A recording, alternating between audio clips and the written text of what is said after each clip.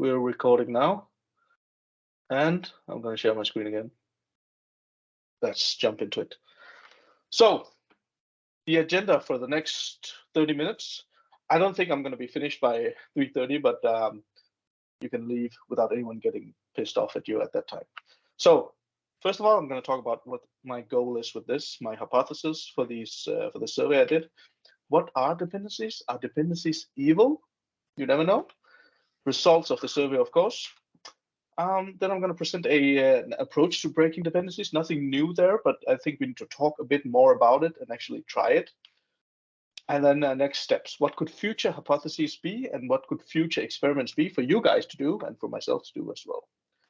So this is me, and questions. There might be time for questions in the end, and if not, reach out to me on LinkedIn.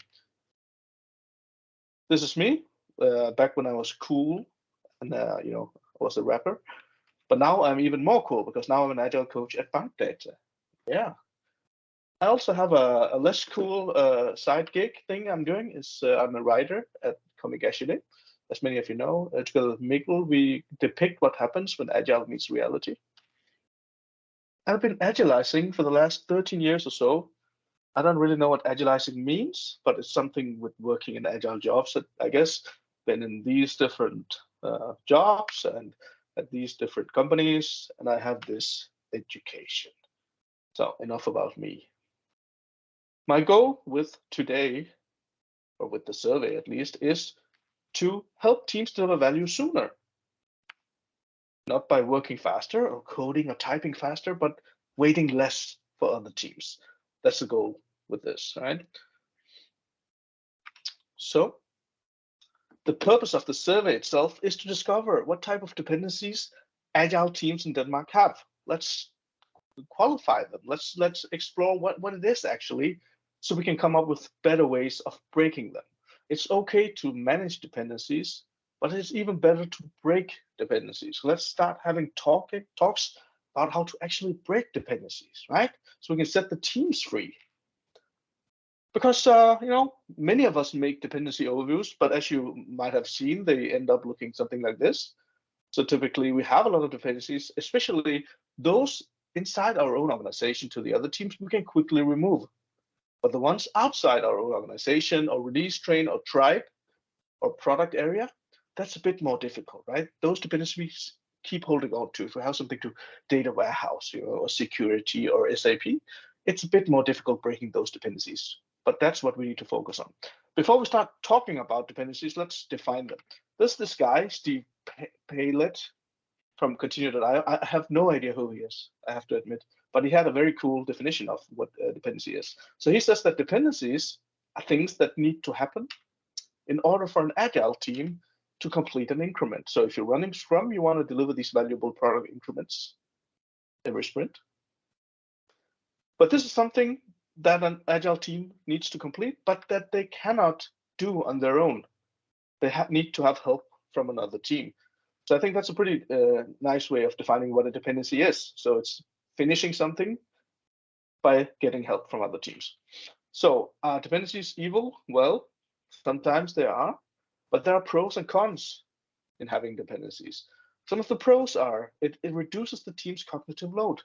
So you don't need to be an expert on everything. Or you don't even need to have superfluous competencies in other products. So you can just focus on your own. So you don't have to spend cognitive capacity on other systems or products, right? You can focus on your own. That will potentially give you a high team-specific throughput on your own product, right? So that's another pro. Also, this specialist knowledge that you might have on your own product is built up fairly quickly because you don't need to have to focus on all sorts of different products. Some of the cons, on the other hand, is that it increases the end-to-end value delivery lead time, or time to market. It takes more time for you to actually deliver something valuable, right? Because you need other teams to also deliver their part before you actually give something useful to a customer or end user. Another con is that it decreases the organizational adaptability or business agility or enterprise agility, whatever you want to call it. When you have several teams that need to coordinate and work together, it will be slower than a single team that needs to do it, okay? And also, having dependencies can inhibit the involvement of the definition of done. So if you're a mature agile team, you consequently and continuously evolve your definition of done, so it gets more and more ambitious, more and more end-to-end, more and more value deliverable-ish, right? And if you're always waiting on other teams, you cannot move into their domain if you keep holding on to the dependencies. So you need to focus on evolving your definition of done, and that's difficult if you insist on having these dependencies. So in my view, managing dependencies is an anti-pattern. Breaking them is a pattern. We like patterns, we don't like anti-patterns so much, right? But in the end, it's a trade-off. I'll get back to that after the results here. So let's jump into the survey results. The survey design, the format of the survey was a questionnaire with 10 closed and open-ended questions. I guess many of you actually responded to it as well, right? The respondents were representatives of agile teams and organizations in Denmark, or based out of Denmark. I had to scope it somehow because if not, I had to analyze a whole lot of data. I didn't want to do that. So my hypothesis for the survey was that most dependencies between agile teams is due to a lack of competencies in the specific team. Yeah, then we can talk about why do we need all sorts of different competencies. It, in the end, is often got to do with architecture or Conway's law or whatnot, but typically it's because we don't have the competencies in the team for whatever reason. So that was my hypothesis. And I had 165 respondents, so 165 teams responded to this survey from different companies. These were the different companies that responded. The bigger the font, the more teams from that company had responded. Of course, very proud to see Bankdata there in the middle, in the big font. Also Novo Nordisk getting there, right? Organizations with less than 3 respondents are not shown. So the first question I asked was, which type of team are you? Before that, I asked, how big is your team? And the average team size was 9.3 team members per team. There were also some answers saying 50, 150, and 200, and I simply removed them because I don't think we have a common understanding of what a team is. For me, it's a tightly knit group of people who have this shared focus and values and who trust each other, right? That's really difficult doing with 50 or 200 people. So I removed those answers saying, bigger than 15 or something like that. Average was 9.3.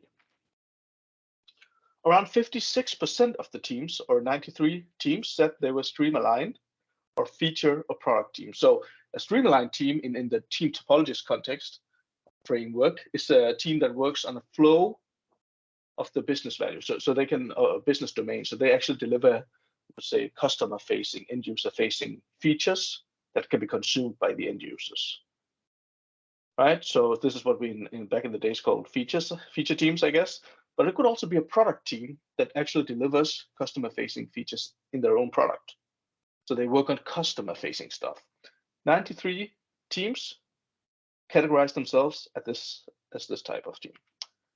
80% or 30 teams categorize themselves as a component team or a complicated subsystem team. So that means they're like a specialist team that works on a specific system, which might require some significant mathematics or calculation expertise or technical expertise that you need to do some changes in for other teams to consume. Yeah, around 30 teams. Then 28 teams, or 70% of all teams, categorize themselves as a platform team. So that means that's a team that delivers some sort of product to other teams. It could be a platform, it could be a CI/CD pipeline, or some sort of a cloud platform, or whatever type of framework that the stream aligned teams use to deliver their actual value. Then 4% or 7 teams categorize themselves as enabler teams. So that basically means they teach their specialist competencies or other teams' specialist competencies to the stream aligned teams. So the more stream aligned or feature oriented teams we have, the more independent teams we should have in theory, the more customer facing teams we will have. So enabler teams is kind of a stance you can take to actually build up competencies with the stream aligned teams. So 7 teams categorized themselves as that. And then we have 7 other teams who said they were other. And other here means, for instance, operations teams or transformation teams or community of practice like teams. Yeah.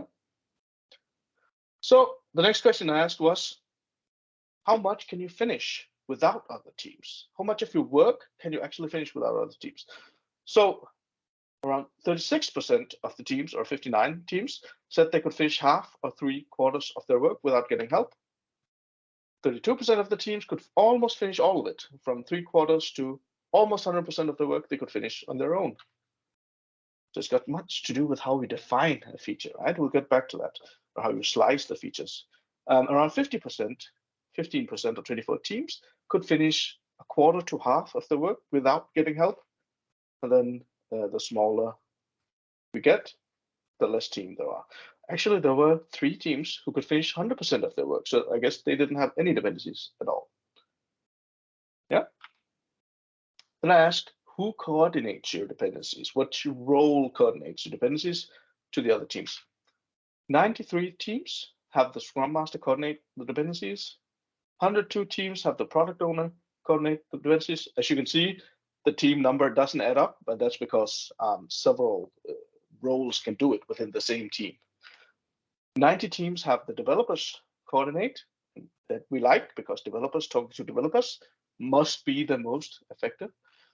And also 35 teams set other roles, and other roles include people managers, agile team leads or whatever, project managers, release train engineers, or agile coaches. Yeah. Then I asked, how much time do you spend on average in a 2-week sprint coordinating dependencies? 44% of the team said 1 to 4 hours. 31% of the team said 5 to 9 hours. 21% of the teams spend more than 10 hours coordinating dependencies each sprint. And 4% don't spend any time on coordinating dependencies. Then I asked, what scaling framework are you working within? And that's interesting because many scaling frameworks are there to coordinate dependencies, basically, to work as a team of teams. 59 teams, 36% of all teams work in a safe context.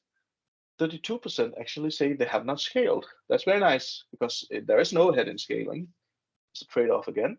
I'm not sure whether they think they have not scaled, but at least that's their convention.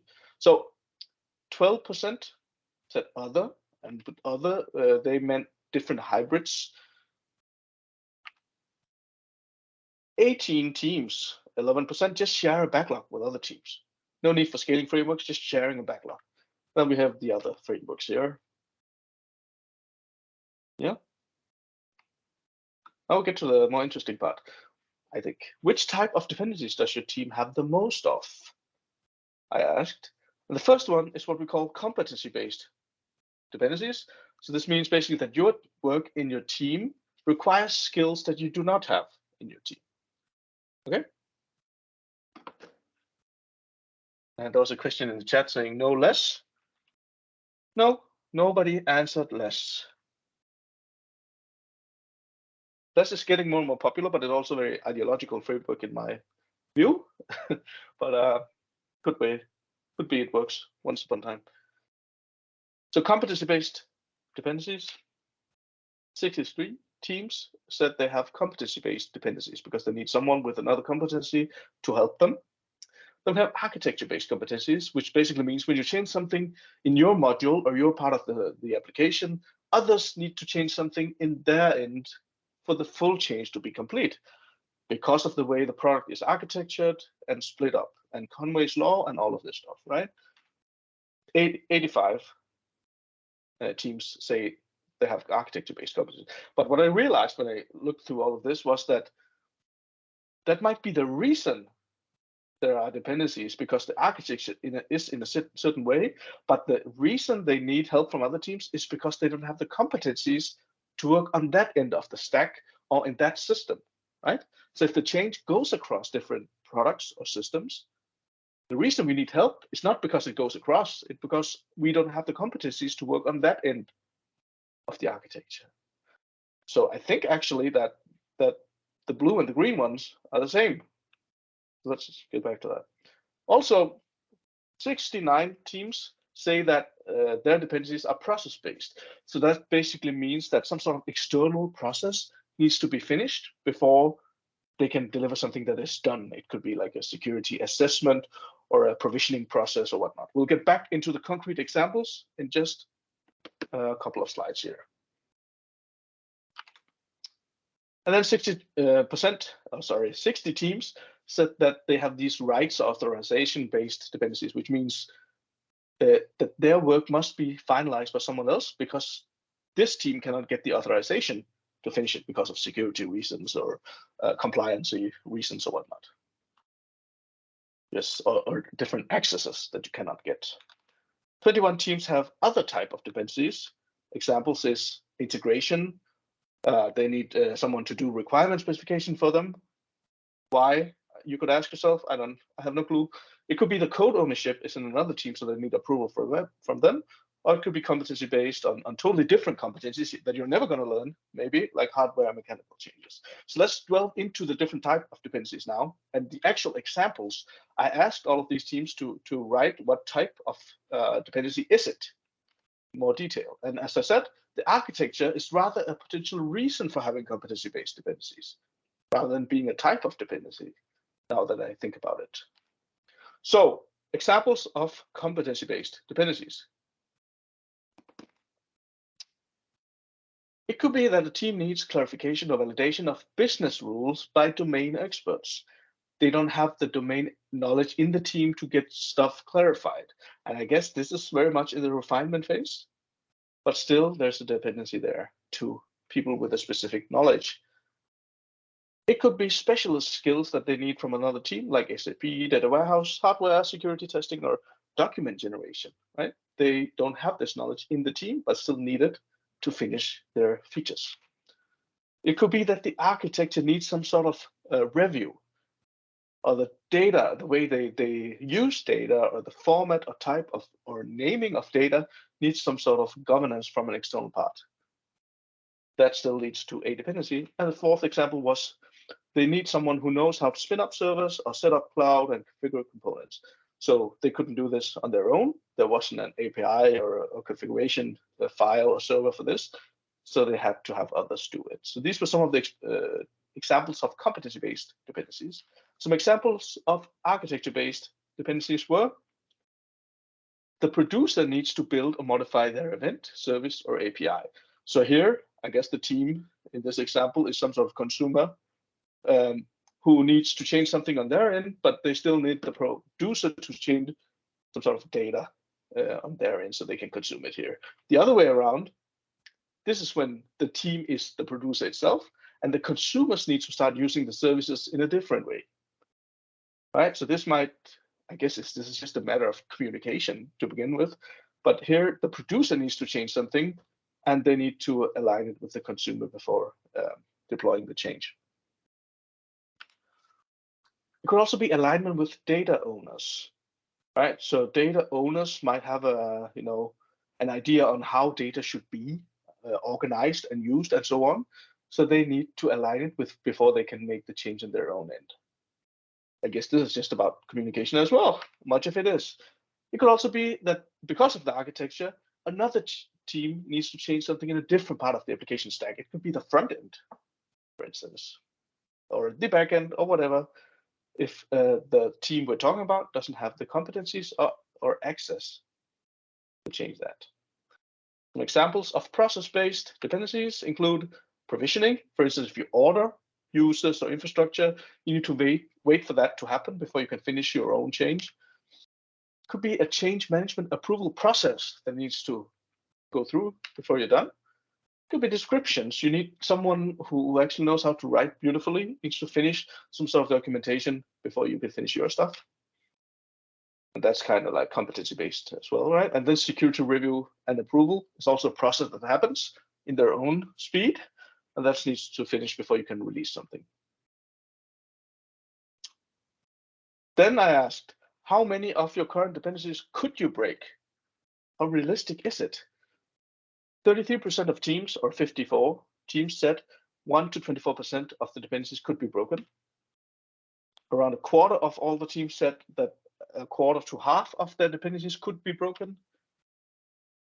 A half to 3/4 could be broken by 30 teams, and then get smaller and smaller, bigger and smaller. Yeah. So it's interesting to talk about dependencies and types of dependencies, but even more interesting to talk about how to break them. So let's focus on the competency-based one, because that's where I think we can actually do something about it. It's a much bigger work you need to do if you need to refactor or re-architecture your systems. But building up competencies is, however, a bit easier. Should be, right? So let's look at a couple of examples. So a product-specific feature. So it is a feature in a product that requires a small change in another product. And this happens a lot according to the survey. But first of all, let's define a feature. Let's define it as a service, a function of the product that fulfills a stakeholder or customer need. So it's something that adds a value to the actual user, right? So we have a team one with the product one, and they need to change or deliver a feature in their product. But they need a change over in product two by another team. It could be a small data warehouse change or an SAP change, or maybe something in the CMS system or the front end, if that's how they slice it. An anti-pattern here would be that team one asks team two to make the needed change product two. Yeah, this is what happens, but I'm still willing to call it an anti-pattern, because a pattern would be that team one builds the needed competencies to make the changes in product two themselves. Of course, there might be security reasons or compliance reasons for this not to happen, but according to the survey, a lot of this happens not because of those reasons, but because they don't have the competencies. Okay? A more extreme case is a feature spans across several products. So we have a feature, or it could be a workflow or some sort, that spans across product 1, 2, 3, 4. It could be basically any process in the bank, spans across several systems, right? And if you then have system-specific teams, then 4 teams need to change something for this workflow change or a new feature to be done. Yeah? An anti-pattern would be the teams slice the overall feature into product-specific features. And why is that an anti-pattern? Well, because we just defined a feature as something that delivers value to the stakeholder or the end user, right? The small change one in product one doesn't really add any value because the full process is not implemented. So the ideal pattern we should aim for, which is very difficult though, but which we should aim for, is the teams extend their definition of done and become feature teams across the products. That basically means neither of these or either of these, any of these 4 teams can actually deliver the full feature across the systems. Yeah, I'm saying it's an ideal, right? And this is also what less talks into. Another solution is to re-architecture the applications fully, but that's really radical. So the trade-off you have to look at is the following. Coordinating dependencies, just a second, my daughter is saying something. So the trade-off you have to look at is, on one hand, coordinating dependencies and waiting for all dependent teams to deliver has a given cost, right? There's an overhead in doing this. And this is potentially a permanent state if you accept that you need to coordinate these dependencies. On the other hand, building the competencies in dependent teams across related products might sound really difficult, but it's at least a temporary investment. So I'm a bit biased towards the right side, I must admit, right? This is the trade-off you need to think about all the time. So an investment in building these competencies will reduce your velocity. That's why it's called an investment, right? But at some point, you're going to have a higher adaptability across teams and a lower value delivery lead time. But what's important is that if there's no team cognitive capacity left, then don't do this. The team cannot take more in right now, and you need to challenge them on that. Then they can't build up new skills, of course. So how could we break or at least reduce dependencies in a team that has competency-based dependencies? Well, this is just like an idea, and I think we need to look much more into this, how this can be done, and be inspired by team topologies and all of this stuff that's going on. But here's an ideal way, at least, of doing it. So first of all, identify the most frequent competency-based dependencies that your team has. List these competencies, or list the competencies needed to insource some of the work. So if you have a dependency to a data warehouse team all the time, figure out what competencies do you need exactly in data warehouse or in whatever system, SAP skills, SAP skills, or whatever. What do you need, or mainframe skills do you need to actually finish your features? Measure this team cognitive load of your team before you start building competencies with it in the team, because you need to time it, and sometimes are better than others, of course, right? Educate the specialist team, which is the team that you're dependent on. Let's say the data warehouse team. Educate them in working as an enabling team. So as we defined earlier, an enabling team is a team that teaches the stream aligned teams or the feature teams their skills, right? Do collective refinement and social programming like mob programming or pair programming and whatnot across both the teams. And the dependencies you cannot remove, the enabling team could maybe provide as a service. There's something called X as a service, where team topologies they talk about how to make changes available to other teams without having to invest a lot in it. So whole different topic. But this could be a very high level approach to it. But we need to do more experiments, I think, competency building experiments and dependency breaking methods. And that's at least what I'll try to be working with the teams to figure out how we can do that. How much of cognitive capacity do you need? How much load should there be, and all of this stuff. I think there's a whole field to explore. So conclusions, the hypothesis was confirmed that most dependencies exist because of a lack of competencies, but often caused by the architecture, right? 32% of the teams can finish less than half of their work without getting help from other teams. They need help to finish more than half of their work.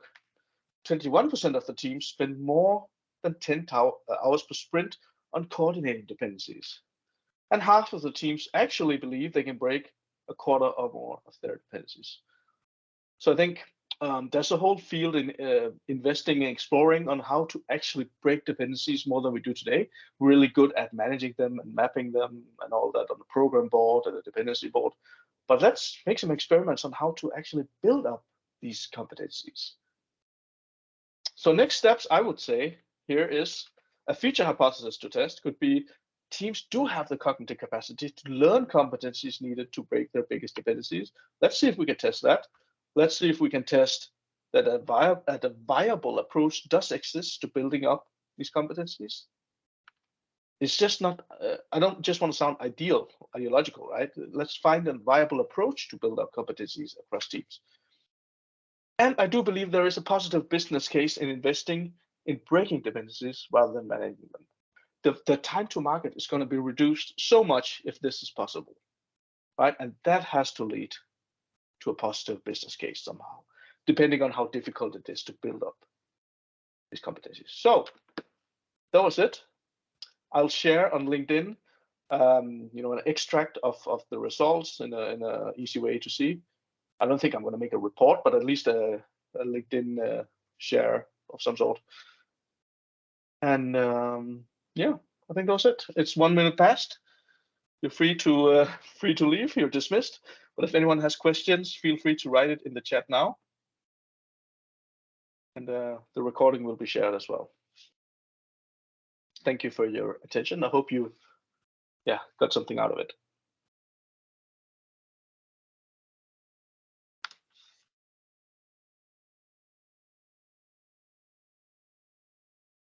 Feel free to write questions or feel free to leave.